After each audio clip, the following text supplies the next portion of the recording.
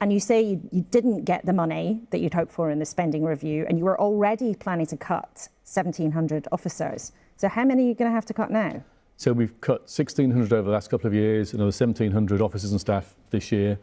That 3,300 over out of an organisation just over 40,000 is a big hit. And we're having to focus increasingly. The spending settlement, looking ahead, we haven't got all the details yet. I'm nervous about whether we'll be able to make ends meet with that. That's why I'm sort of calling today for sort of radical police reform to help us make the best use of the money we've got. Meanwhile, I've got officers on the streets who are determined day in and day out, and they're increasing the trust from the public. We've reduced neighbourhood crime this year so far by a fifth. That's things like burglary and robbery.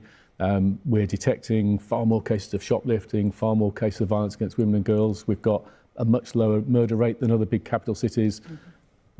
Our teams are making fantastic progress, but that gets harder and harder without that focus and reform that we need. And you said within a couple of years, 80% of them are saying, I spend most of my time safeguarding the vulnerable.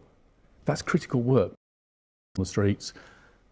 We can only do that if we focus ruthlessly on police work. When new recruits join, they're going to spend most of their time protecting the public, enforcing the law, catching criminals. Within a couple of years, 80% of them are saying, I spend most of my time safeguarding the vulnerable. That's critical work, but that's not the core work of policing.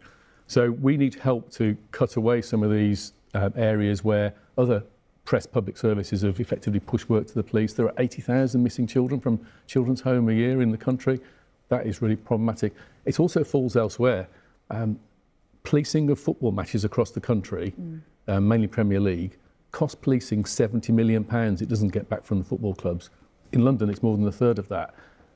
We should have more of a polluter pays approach. If you're running a profit-making event that, because of the nature of it, requires security, requires policing to support your security because of the criminality that's going to be experienced, why isn't the organiser paying for that rather than local communities who lose their resources to go to football matches? So those are some of the ways that you'd like to be able to basically push some of your